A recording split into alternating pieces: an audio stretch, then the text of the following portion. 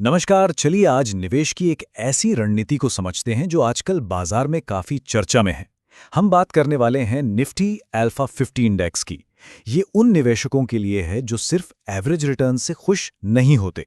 तो शुरू करते हैं। आपने निवेश की दुनिया में एक शब्द तो जरूर सुना होगा, अल्फा। हर कोई इसके पीछे भागता है, पर सवाल यह है कि आखिर ये अल्फा है क्या? और जब लोग कहते हैं बाजार को मात देना है, तो उसका असल मतलब क्या होता है? देखिए, इसे ना एक बहुत ही सिंपल तरीके से समझते हैं। मान लीजिए बाजार ने एक साल में 10% का रिटर्न दिया, लेकिन आपके निवेश ने दे दिया 15%। तो ये जो एक्स्ट्रा 5% है ना, बस वही आपका अल्फा है।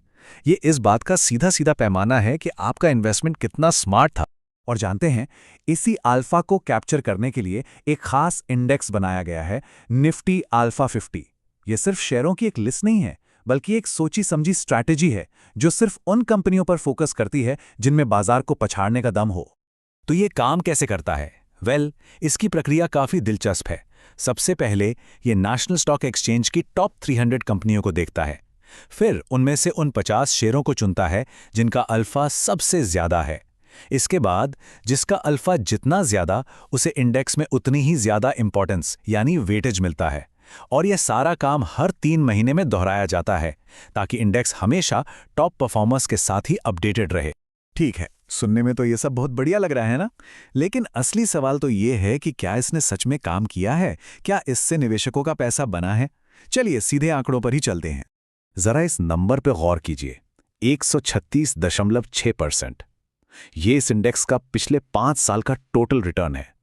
मतलब अगर किसी ने 5 साल पहले इसमें 1 लाख रुपए लगाए होते, तो आज वो लगभग 2.5 लाख रुपए हो गए होते। ये इस रणनीति की पावर का एक साफ सबूत है। अब इसकी तुलना बड़े बाजार से करके देखते हैं। आप साफ साफ देख सकते हैं कि निफ्टी अल्फा 50 ने हर साल लगभग 19% का एवरेज रिटर्न दिया है, जो निफ्टी 50 या निफ्टी मिड कैप जैसे मेन इंडेक्स से कहीं ज्यादा है। ये दिखाता है कि सही स्टॉक्स चुनकर मार्केट से बेहतर रिटर्न कमाया जा सकता है। तो जाहिर है अब मन में ये सवाल आएगा कि भाई ये जबरदस्त रिटर्न आ कहां से रहा है? ऐसी कौन सी कंपनियां हैं जो इस इंडेक्स को इतना ऊपर ले जा रही हैं? चलिए देखता हैं कि इस इंडेक्स में कौन कौन शामिल है। इस लिस्ट पर एक नजर डालिए। आपको एक मिक्सचर दिखेगा। एक तरफ पीजी इलेक्ट्रोप्लास्ट जैसी हाई परफॉर्मिंग कंपनी है, तो दूसरी तरफ मझगांव डॉक जैसा डिफेंस सेक्टर का स्टॉक। इसमें डिक्सन टेक्नोलॉजीज जैसे इलेक्ट्रॉनिक्स मैन्युफैक्चरर और पेटीएम जैसे नए जमाने के ग्रोथ स्टॉक भी हैं। ये दिखाता है कि अल्फा किसी एक सेक्टर तक ही सीमित नहीं है, ये कहीं भी मिल सकता है। लेकिन रुकिए, जैसा कहते हैं ना, हर सिक्के के 2 पहलू होते हैं।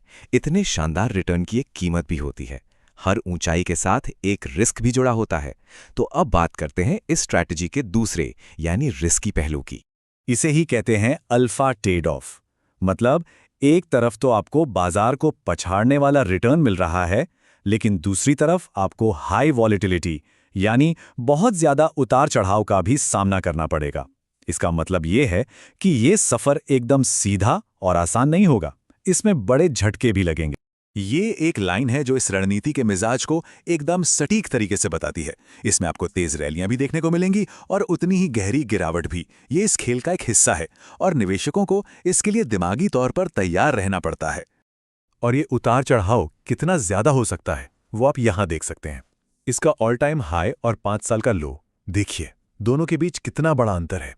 ये दिखाता है कि ये इंडेक्स कितना अस्थिर हो सकता है। ये साफ तौर पर उन निवेशकों के लिए है जो बड़ा रिस्क लेने से नहीं डरते। लेकिन हाँ, इस सारे रिस्क के बीच एक थोड़ी राहत की बात भी है। अगर हम इसके वैल्यूएशन यानी मूल्यांकन पर नजर डालें, तो इसका मौजूदा पीई रेशो अपने पिछले 7 साल के एवरेज के लगभग बराबर ही है। आसान भाषा में कहें तो ये इंडेक्स अपनी हिस्ट्री के हिसाब से अभी बहुत ज्यादा महंगा नहीं है। ठीक है, तो हमने इस इंडेक्स के अच्छे और बुरे दोनों पहलुओं को समझ लिया है। चलिए अब सारी बातों को एक साथ जोड़ते हैं और देखते हैं कि हमारे लिए सबसे जरूरी टेकअवेज क्या हैं। तो 4 जरूरी बातें हैं। पहली, इसने लंबे समय में वेल्थ बनाने की अपनी काबिलियत साबित की है। दूसरी, इसमें निवेश करने पर तेज उतार चढ़ाव के लिए बिल्कुल तैयार रहना होगा, ये नॉर्मल है। तीसरी, इसका अभी का वैल्यूएशन स्टेबल है यानी बहुत महंगा नहीं है। और चौथी, इसमें अलग अलग सेक्टर्स की कंपनियां हैं जो लिस्ट को थोड़ा बहुत डाइवर्सिफाई कर देती हैं।